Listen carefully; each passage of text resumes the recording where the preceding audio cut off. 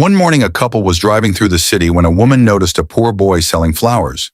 She admired his tenderness and asked her husband to buy some.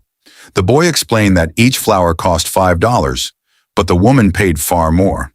The boy insisted it was too much, yet they drove away. The woman suddenly remembered the pain she had carried for 12 years.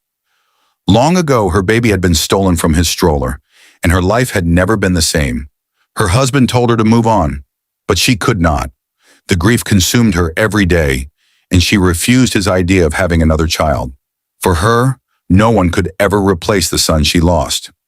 That evening, the boy returned to their home. He explained that he came only to return the extra money. He was poor but honest, raised with strong values by his mother. The woman invited him inside and offered him food, which he devoured, showing he had not eaten since the day before.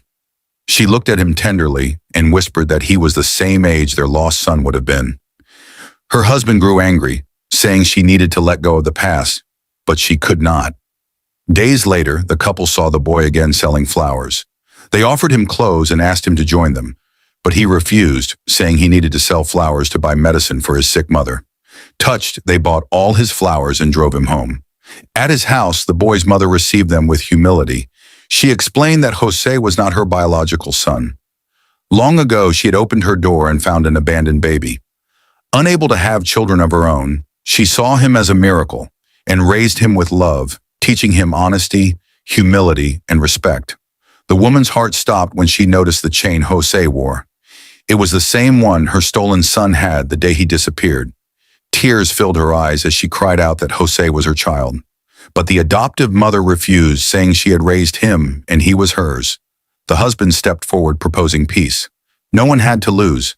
They could all live together, he said. Jose would receive the best education, his mother would have her medicines, and the boy would gain not one mother but two. But Jose shook his head. He said his only mother was the woman who had raised him, and he loved her with all his heart. The grieving mother begged, promising he could bring his mother with him, that they would form one family together. Slowly, Jose's resistance softened.